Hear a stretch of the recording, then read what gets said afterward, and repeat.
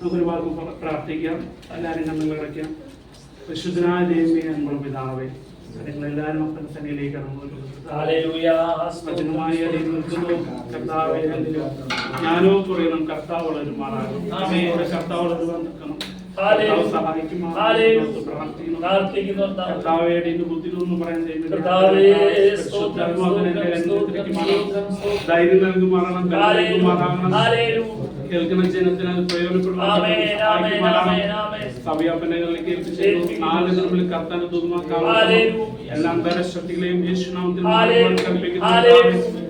നൽകാനായിട്ട് സ്തോത്രം ചെയ്യുന്ന യേശുനാമത്തിൽ തന്നെ. അപ്പോസ്തലൻ പൗലോസ് തെസ്സലോനിക്ക സഭയിലേക്ക് എഴുതിയൊരു വേദവാക്യമാണ്, കർത്താവ് വിശ്വസ്തൻ, ആമേൻ, അവൻ നിങ്ങളെ ഉറപ്പിച്ച് ദുഷ്ടന്റെ കയ്യിൽ അകപ്പെടാതെ കാത്തുകൊള്ളും. നമ്മുടെ ജീവിതത്തില് പൗലോസിന്റെ ജീവിതത്തിൽ പൗലോസ് പറയുന്നത് കർത്താവ് വിശ്വസ്തൻ. നമ്മുടെ ജീവിതത്തില് എപ്രകാരമാണ് കർത്താവ് വിശ്വസ്തനായി തീർന്നത്? ഇന്ന് ആരാണ്ടെങ്കിൽ മെസ്സേജ് പറഞ്ഞാൽ അപ്പച്ചന്റെ കാര്യങ്ങൾ ഫാഷൻ ചെയ്തു. കർത്താവ് വിശ്വസനല്ലേ? വീഴാതെ വേണം ദുഷ്ടന്റെ, നിങ്ങളെ ഉറപ്പിച്ച് ദുഷ്ടന്റെ കയ്യിൽ അകപ്പെടാതെ വേണം. ഒന്ന് വീണ നമുക്ക് തലയിൽ പൊട്ടിയില്ലെങ്കിൽ ആൾക്കാർ പറയും, നിങ്ങൾ എവിടെ നോക്കി നടന്നേ. നമുക്ക് കുറ്റങ്ങളായിരിക്കണം, പക്ഷെ ആ കുറ്റങ്ങളൊക്കെ ദൈവം മാറ്റിക്കൊണ്ട് മറ്റുള്ളവരുടെ മുമ്പിൽ നമ്മളെ ദൈവം വിശ്വസനാക്കി.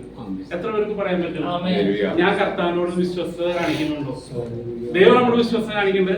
ഞാൻ കർത്താവിനോട് എത്രമാത്രം വിശ്വസത കാണിക്കുന്നുള്ളൂ? പൗലോസിന് പറയാൻ പറ്റും. പൗലോസിന് നമ്മുടെ ജീവിതം നോക്കുമ്പോൾ പൗലോസ് എങ്ങനെയായിരുന്നു? അപ്പോസ്തല പ്രവൃത്തിയിൽ പൗലോസ് ഭയങ്കര ഭക്തന്മാരെ, നമ്മുടെ കർത്താവിന്റെ ശിഷ്യന്മാരെ ഉപദ്രവിക്കാൻ വേണ്ടി ഒരുപാട് കാര്യങ്ങൾ ചെയ്തു. ത്യാഫാനസിന് കല്ലെറിഞ്ഞ ഇതൊക്കെ സൈഡിലൊക്കെ ഇവൻ പൗലോസ് ഉണ്ടായി. പക്ഷെ പൗലോസിനെ കർത്താവ് വിളിച്ചപ്പോൾ, പൗലോസ് കർത്താവിനെ കണ്ടപ്പോൾ, ആ കർത്താവിനെ വിളിച്ചപ്പോൾ അപ്പൊ പൗലോസ് പറയുന്നത് കർത്താവ് വിശ്വസ്തൻ. അവൻ നടന്ന വഴികളിൽ അവൻ അനുഭവിച്ച കഷ്ടങ്ങള് ഇന്ന് നമ്മള് ആരും അനുഭവിക്കില്ല. പൗലോസ് ഒരു കാര്യം പറഞ്ഞാൽ, ഒന്ന് കർത്താവിനെ അനുകരിപ്പിൻ, പിന്നെ എന്നെയും അനുകരിപ്പിൻ. ബാക്കി ഒരു ശിഷ്യന്മാരും പറഞ്ഞിട്ടില്ല അവരെ അനുഗ്രഹിക്കാൻ നോക്കില്ല. പക്ഷെ പൗലോസ് പറയുന്നത്, അത് പൗലോസിന് പറയാൻ അത്രമാത്രം ആ ഒരു എന്താ പറയാ ദൃഢത ആ ഹൃദയത്തിൽ അവനുണ്ട്. എന്ന് പറഞ്ഞാൽ അവൻ അതുപോലെയാണ് കർത്താവിന് വേണ്ടി നിന്നിട്ടുള്ളത്. ആ അപ്രകാരം നമ്മളും കർത്താവിനോട് ചെയ്യാൻ നിൽക്കാൻ നമ്മള് എന്താ പറയാ കർത്താവിനോട് വിശ്വസൻ, അതുപോലെ നമ്മളും അവനോട് നിൽക്കാൻ ആ വിശ്വസ്തത കാണിക്കണം. രണ്ടും വേഗം വാക്യങ്ങൾ വായിക്കാം.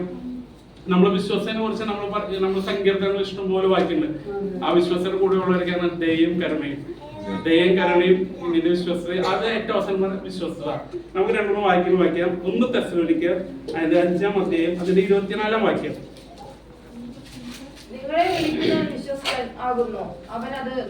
ആമേൻ, സ്തോത്രം. അപ്പൊ നമ്മളെ ആര് വിളിച്ചിരിക്കണേ? കർത്താവ് യേശു വിളിച്ചിനെ. എന്തിനാ നമ്മൾ വിളിച്ചേക്കണേ? അതിന്റെ മുമ്പിലത്തെ തൊട്ട് വാക്യം വായിച്ചു കഴിഞ്ഞാൽ, സമാധാനത്തിന്റെ ദൈവം തന്നെ നിങ്ങളെ മുഴുവൻ ശുദ്ധീകരിക്കുമാറാകട്ടെ, നിങ്ങളുടെ ആത്മാവും പ്രാണനും ദേഹവും അശേഷം. അപ്പൊ നമ്മുടെ കർത്താവ് യേശുക്രിസ്തുവിന്റെ പ്രത്യക്ഷയിൽ അനന്യമായി വെളിപ്പെടുമെന്ന് കാക്കുമാറാകട്ടെ. അപ്പൊ നമ്മൾ എന്തിനാ കർത്താവ് വിളിച്ചേനെ? അപ്പൊ കർത്താവ് നമ്മൾ വിളിച്ചേനെ നമ്മുടെ ആത്മാവും പ്രാണൻ ദേഹവും ആ കർത്താവിനോട് ചേരുവാൻ കർത്താവ് വിളിച്ചത്. നമ്മൾ നോക്കുമ്പോൾ പലരും ഈ ലോകത്തിലുണ്ട്, പക്ഷെ നമ്മള് ദൈവം വിളിച്ചല്ലേ. നമ്മൾ വിചാരിക്കും കർത്താവ്, നമ്മൾ കർത്താവിലേക്ക് വന്നിട്ട് നമ്മൾ പെട്ടെന്ന് നമ്മൾ വിചാരിക്കും നമ്മൾ ഒരുപാട് കാശാരാവുമെന്ന്. ഞാൻ ചിന്തിച്ചിട്ടുണ്ട്, നമ്മൾ എന്തിനു പറഞ്ഞ് ആൾക്കാർ നോക്കുമ്പോൾ ഭയങ്കര കാശാരാവുമ്പോൾ ചിലര് നമ്മളെന്താ ഇങ്ങനെ ഇപ്പോഴും ദൈവത്തോട് പ്രാർത്ഥിച്ച് നമുക്ക് മാത്രം ഒരു തൃപ്തി വരില്ല. തൃപ്തി വരാൻ നമുക്ക് പുരോഗതി വരില്ല. മറ്റുള്ളവർ നോക്കുമ്പോ അവര് ഒന്നും ആരാധിക്കേണ്ട, അവർ പള്ളി പോണവര് 2-4 വീട് പണിയുന്നു, അവർ കാർ മണ്ണോ, അവർ സുഖ സൗകര്യം ജീവിക്കണം. പക്ഷെ കർത്താവ് നമ്മൾ എന്തിനു വിളിച്ചേനെ? കർത്താവിനെ ക്രൂശ് ചുമക്കാൻ വേണ്ടിയാണ്. ക്രൂശ് എന്ന് പറയുന്നത് കഷ്ടത മാത്രമാണ്. ദൈവം നമ്മൾ ദൈവസന്നിധിയിലേക്ക് വിളിക്കാതെ കർത്താവിനെ എടുക്കുമ്പോൾ കഷ്ടതയാണ്. പൗലോസ് ദൈവത്തെ അറിഞ്ഞപ്പോ അവന് കപ്പൽ വലിയ പണക്കാരാണ് ബൈബിള് പറയുന്നത്. പക്ഷെ അവന് പിന്നെ എങ്ങനെയായിരുന്നു തീർന്നേ? അവസാനം അവനൊരു ബൈബിളും ഉണ്ടായി, ഒരു പുതപ്പ് ബന്ധം ഉണ്ടായി. അവസാനം അവനിത് മാത്രമേ ഉണ്ടായുള്ളൂ. നമ്മുടെ ജീവിതത്തിലും ഇത് മുറുകെ പിടിച്ചാൽ ദൈവം നമ്മൾ വിടില്ല. പറയാൻ കാര്യം നമ്മുടെ എന്റെ അപ്പച്ചന്റെ ജീവിതം നമുക്ക് നോക്കാം. അപ്പച്ചൻ കർത്താവിന്റെ അടുത്ത് നിന്ന സമയത്ത് പോലും അപ്പച്ചൻ തളർന്നു പോകേണ്ട സാഹചര്യം പോലും ദൈവം വിശ്വസനായിട്ട് അപ്പച്ചന് നിന്നുകൊണ്ട് അപ്പച്ചനും ആ ദൈവത്തോട് വിശ്വാസം കാണിച്ചുകൊണ്ട് ഇന്ന് ഞങ്ങൾക്ക് രണ്ടുപേർക്കും ആ കർത്താവിന്റെ പാദത്തിൽ എണീറ്റ് നിൽപ്പാൻ സംസാരിപ്പാൻ ദൈവം ഞങ്ങൾക്ക് സഹായിക്കുന്നു. വീണ്ടും വേഗം വാക്യം ടെൻഷനുണ്ട്, നിങ്ങളെല്ലാവരും പ്രാർത്ഥിക്കണം. നമുക്ക് പുറപ്പാട് എഴുതിയ പുറപ്പാട് പഴയ നിമിത്തം പുറപ്പാട് 34-ാം അധ്യായം അതിന്റെ 6-7 വാക്യങ്ങൾ.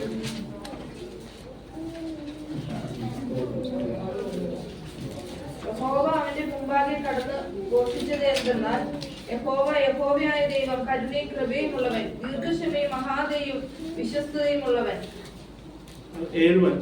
1000-1000 ദയ പാലിക്കുന്നവൻ, അകൃത്യവും അതിക്രമവും പാപവും ക്ഷമിക്കുന്നവൻ, കുറ്റമുള്ളവനെ വെറുതെ വിടാതെ പിതാക്കന്മാരുടെ അകൃത്യം മക്കളുടെ മേലും മക്കളുടെ മക്കളുടെ മേലും 3-ാമത്തെയും 4-ാമത്തെയും തലമുറകളും സന്തോഷിക്കുന്നവൻ. ഇതില് പുറപ്പാട് മോശം പറയുന്നത് യഹോവയായ ദൈവം കരുണയും കൃപയും ഉള്ളവൻ, ദീർഘക്ഷമയും മഹാദയും വിശ്വസ്തനുള്ളവൻ. അപ്പൊ ഈ വിശ്വസ്തനായ ദൈവത്തിന്റെ 3 കാര്യങ്ങളാണ്. അവനൊന്ന് കരുണയുണ്ട്, കൃപയുണ്ട്, ദീർഘക്ഷമയുണ്ട്, മഹാദയുണ്ട്. ഇതില്ലെങ്കിൽ നമ്മളിവിടെ ആരും നിൽക്കില്ല. നമ്മൾ എന്തോ തെറ്റിയതുണ്ട്. നമുക്ക് പറയുകയാണെങ്കിൽ നമുക്കൊരു അറിവ് വേണ്ട, ഒരു 10 വയസ്സ് അല്ലെങ്കിൽ അവര് ഇപ്പത്തെ കാലത്ത് 10 വയസ്സ് വേണ്ട, 3 വയസ്സ് തുടങ്ങി അറിയാൻ, 2 വയസ്സ് തുടങ്ങി അത് തെറ്റാണ് പിള്ളേർക്ക് അറിയാൻ പറ്റും. നമ്മൾ ഒരു തെറ്റ് ചെയ്യുന്ന സമയത്ത് നമ്മൾ അറിയാതെ അല്ലെങ്കിൽ മറ്റുള്ളവരെ അറിയാതെ നമ്മൾ ഒരുപാട് തെറ്റ് ചെയ്യുന്നുണ്ടാവും. മെയിനായിട്ട് പറയുന്നത് നമ്മൾ കള്ളം പറയണേ, വാക്കുകൊണ്ട് നമുക്ക് കള്ളം പറയും. പക്ഷെ ഇതെല്ലാം നമ്മൾ ദൈവത്തിന് ഏറ്റുപറയുമ്പോൾ അവിശ്വസനായ ദൈവം നമ്മളോട് ക്ഷമിച്ച് കരുണയാണ്. ദൈവം ശരിക്കും പറഞ്ഞാൽ നമ്മളോട് കരുണയും ദയം കാണിക്കുന്നുണ്ടാണ്. അതിൽ അവരുടെ തൊട്ട് 7-ാമത്തെ വാക്യം, 1000-1000 ദയ പാലിക്കുന്നവൻ, 1000-1000 ദയ കാണിക്കുന്നവൻ, അകൃത്യം അതിക്രമവും പാപം ക്ഷമിക്കുന്നവൻ. നമ്മള് പാപം ഇപ്പൊ ഞാനൊരു കാര്യം പറയാം. ഞാനിപ്പോ ചേട്ടൻ്റെ അടുത്ത് അല്ലെങ്കിൽ ചേട്ടൻ്റെ അടുത്ത് ദേഷ്യപ്പെട്ടു, എനിക്ക് ചേട്ടൻ്റെ അടുത്ത് അത് ക്ഷമിക്കാൻ കഴിഞ്ഞില്ലെങ്കിൽ അത് എനിക്ക് അനുഗ്രഹമല്ല. ചേട്ടൻ ചിലപ്പോ പറഞ്ഞിട്ട് പോകും, പക്ഷെ എനിക്ക് ചേട്ടൻ ക്ഷമിക്കാൻ കഴിഞ്ഞില്ലെങ്കിൽ ഞാൻ ദൈവത്തിന്റെ സന്നിധിയിൽ നിന്ന് പ്രാർത്ഥിച്ചിട്ട് ദൈവം കേൾക്കും. പക്ഷെ ആ ദൈവത്തോട് നമ്മളൊരു ഏറ്റു പറയുകയാണെങ്കിൽ അതാണ് ദൈവം പറഞ്ഞത്, അകൃത്യവും അതിക്രമവും പാപവും ക്ഷമിക്കണം. ഇത് പഴയ നിമിത്തം ദൈവത്തിന് അല്ലാണ്ട് വേറെ ആർക്കും കഴിയില്ല. ഇതല്ലാണ്ട് ഒരു ദൈവത്തിന് കഴിയില്ല. കർത്താവ് യേശുവിന് മാത്രമല്ലാതെ ഒന്നിനും കഴിയില്ല. അടുത്ത വാക്യം ഒന്ന് വേഗം വാക്യം. അതിന്റെ എബ്രായർ എഴുതിയ ലേഖനം അതിന്റെ 11-ാം അധ്യായം അതിന്റെ 11-ാം വാക്യം.